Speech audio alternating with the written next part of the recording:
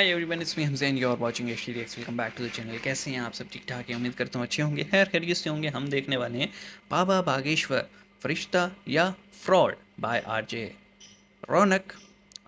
पटना कथा, बाबा बागेश्वर धाम। देखते हैं क्या सीन है आरजे रौनक की तरफ से।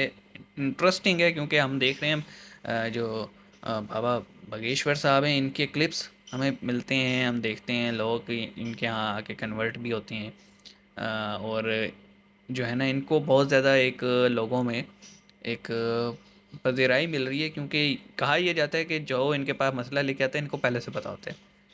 तो अब लोगों का बिलीव है उस पर तो हम कुछ नहीं कहेंगे, लेकिन हम वीडियो ज़रूर देखेंगे कि आरजे रौनक इस पे क्या कहते हैं। तो शुरू करते हैं। सब्सक्राइब कर लीजिए। ओरिजिनल वीडियो का लिंक डिस्क्रिप्शन में ज़रूर चेकआउट कीजिएगा। 3 2 1 इन आउट चेक करो। बागेश्वर बाबा दरबार में तकरीबन 10 लाख से ज्यादा लोग पहुंचे। बिहार में बाबा बागेश्वर का दरबार सजा है। बाबा फुल फॉर्म में है बाबा बागेश्वर धाम उर्फ धीरेन्द्र शास्त्री, एक ऐसे नौजवान जिसने आज पूरे हिंदू समाज में हलचल मचा रखी है। उन्हें सुनने वालों की तादाद आज करोड़ों में पहुंच चुकी है। वो जहां जाते हैं वहां लाखों की भीड़ इकट्ठा हो जाती है। वो पटना आए तो वहां 10 किलोमीटर लंबा जाम लग गया। इस सड़क पर जाम देखिए आप, 10 किलोमीटर लंबा ये पूरा जाम है। पटना से शुरू होकर ये आगे नौबतपुर का रास्ता है, जहां पर बाबा की हनुमंत कथा जो है वो चल रही है। 4 लाख से ज्यादा लोग उनके पंडाल में पहुंच गए। बिहार ही नहीं, छत्तीसगढ़, झारखंड, आंध्र प्रदेश और 4 लाख से नेपाल तक से लोग उनकी एक झलक पाने के लिए पटना के नौबतपुर पहुंच गए। हालत ये हुई कि उन्हें खुद अपील करनी पड़ी कि भैया कृपया टीवी पर ही प्रवचन सुनिए। इतने भी ना हो, संभालना मुश्किल हो जाए। एक कॉमेडियन 2 महीने पहले अपने शो के बारे में लोगों को बताता है तो भी 500 लोगों का ऑडिटोरियम नहीं भर पाता। इंटरनेशनल क्रिकेट मैच में जहां इतने बड़े बड़े स्टार प्लेयर्स होते हैं, 20-25 पूरा स्टेडियम नहीं भरता। यहाँ 4 लाख लोग आ गए। जिसके पास धन बल बाहुबल सब होता है, उसे भी अपनी रैलियों में भीड़ इकट्ठा करने के लिए लोगों को पैसे देने पड़ते हैं।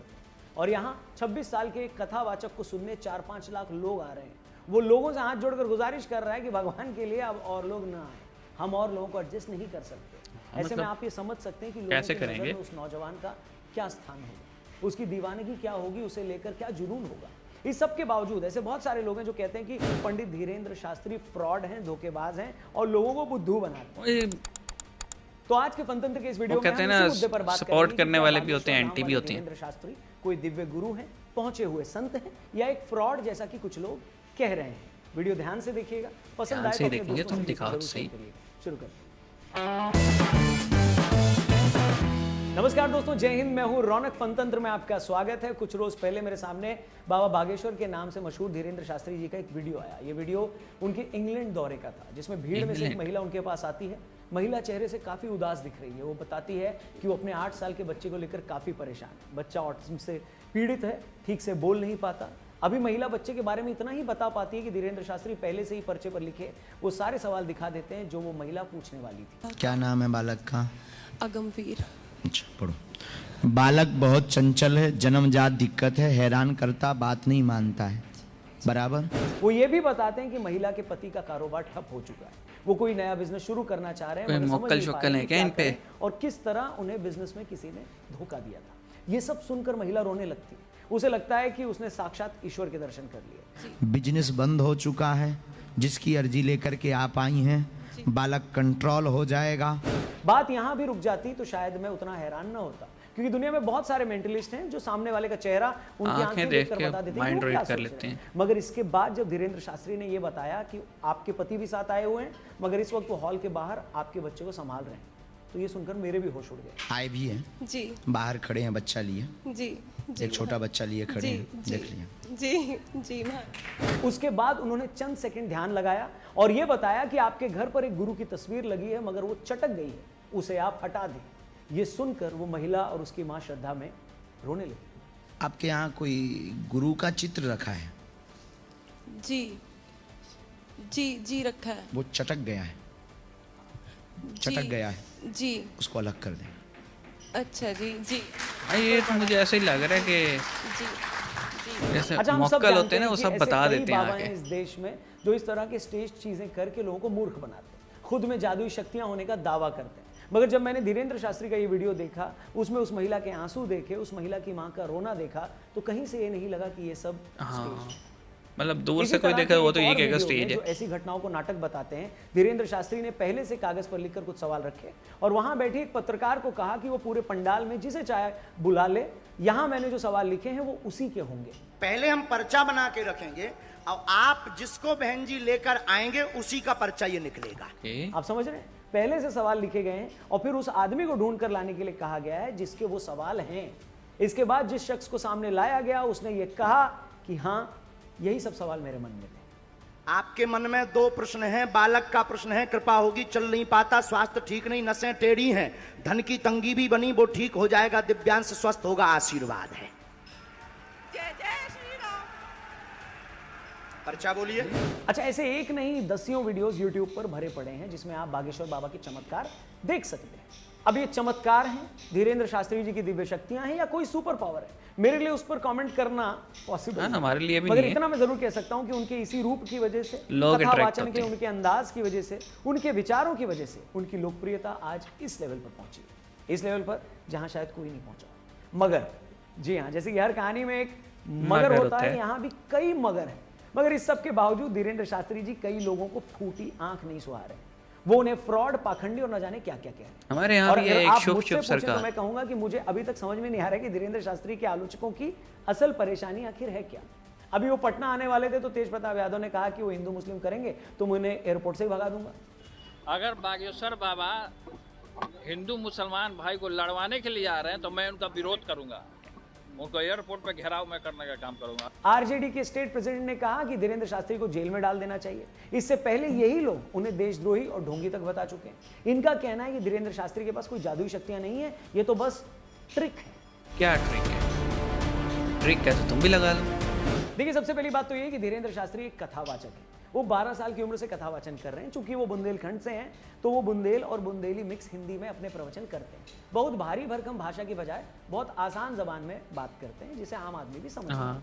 अब कोई कथावाचक आसान जबान में, लोगों की जबान में थोड़ी मस्ती के साथ अगर उन्हें अपने धर्म के बारे में शिक्षित कर रहा है तो इसमें प्रॉब्लम क्या है? अब हर आदमी तो प्रकांड पंडित होता नहीं ना। बहुत से लोग तो बेचारे पढ़े लिखे नहीं होते।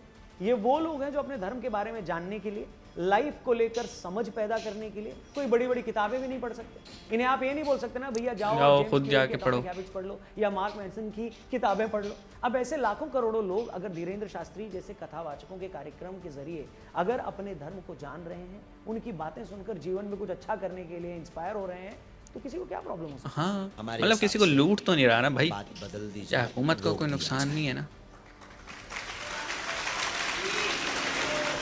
इन लाखों करोड़ों लोगों में से कई ऐसे भी लोग हैं जो इस तरह के भागवत कार्यक्रमों में आकर मुफ्त का लंगर भी खाते हैं, वहां कुछ घंटे ठहर पाते हैं। ये वो लोग हैं जो जीवन में बदलाव के लिए, कुछ नयापन लाने के लिए हजारों रुपए खर्च करके कहीं घूमने नहीं जा सकते। अब ऐसे लोग अगर धीरेन्द्र शास्त्री या उन जैसे किसी कथावाचक के कार्यक्रम में जाकर पॉजिटिव महसूस करते हैं, मुफ्त भोजन करते हैं, नए लोगों से मिलते हैं, तो इसमें बुराई क्या है भाई? पूरा ही क्या है। अब वैसे तो ये और भी वीडियो कंटिन्यू हो रहा था, लेकिन मेरे ख्याल है कि मैं अपना ओपिनियन यहाँ पे दे सकता हूँ। और वो ये है कि जनाब देखें, बागेश्वर साहब जो हैं, बाबा जी जो हैं, वो अगर जो उनके एंटी लोग हैं वो ये कहते हैं जी ट्रिक है। भाई ट्रिक है तो हर कोई क्यों नहीं यूज़ कर रहा। जो मुझे फील हुआ है कि वो पहले से जो उन्हें एक वो लिख देते हैं पर्चे पे सारी बातें। अगर मुझे सनातन का इतना नहीं पता, हमारे यहाँ एक चीज़ होती है जिसे हम कहते हैं मक्कल।